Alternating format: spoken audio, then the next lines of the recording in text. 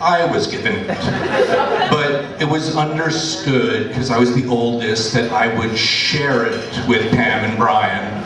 And naturally, I didn't understand this whatsoever. Now, I don't believe that any speech, especially a wedding speech, would be complete without one really good cliche. So I'm just going to get mine out of the way right now, and that is, absolute power corrupts absolutely. And boy, was I corrupted. I mean, I was older and bigger and stronger and all that stuff. But the ability that the 2600 gave me, this new toy, to completely psychologically dominate them in every respect was just something that never I could imagine in my most fevered dreams. Like they were doing my whims. They were like, we get to the bathroom at the same time. Like I got a gun. It was like Atari 2600. You know, big piece of dessert, Atari 2600. And, you know, we all know that, like, even the most willing minions at some point will disappoint their masters.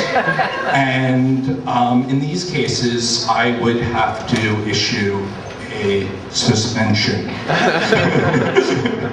I had to see your face when you just heard that word. Sometimes I wonder if you're in your life, you're not like, you hear the word suspension, it's going to jump a little bit. So, you know, sometimes it was just, yeah, I think I would raise my hand. It was I was drunk with power, believe me. And so, you know, sometimes it'd be just till after dinner, or to the next day, or to Wednesday, or in some case, like when there was actually some weirdo defiance on their part, and I had to really explain to them the error in their ways. It could, you know, maybe last a week. And the problem, of course, was that this was an instance of unequal relationships. It was, I was the tyrant and they were the oppressed. Flash forward to today. Brian.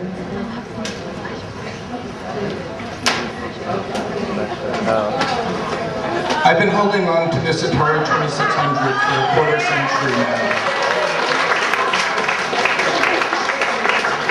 The games, they're all here.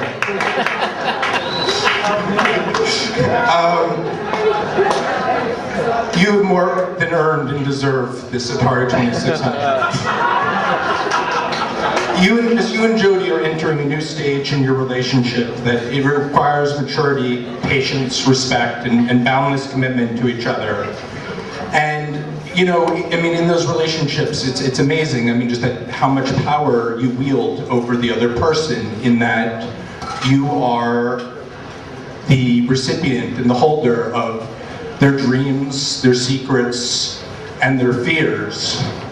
And nothing less than the key to their happiness. And it's something not to be taken lightly. And you will at times want to suspend Jody from the Atari 2600.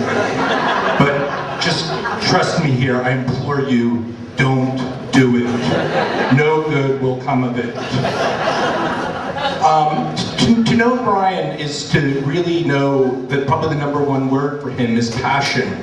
And he's ability to work a 100-hour work week, and then the next week do it again, and if need be, do it again. And he also has passions when it comes to snowboarding and to sports, and just really every single aspect of his life. But never have I seen Brian really passionate before until I've seen him talk about his love for Jody and their relationship. It's just been something new entirely, and it's really very beautiful.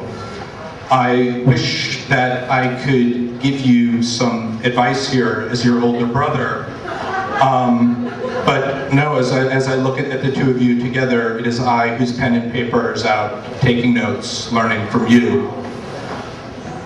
So if I may be allowed one more wedding speech cliche, but believe me, could not be more heartfelt. To Jody, I would like to welcome you to our family, and to take care of Brian and his heart, because his whole family loves him very much. So I would like to, all of us, to raise our glasses and join me in wishing them each year of their lives no less than 2,600 mitzvahs.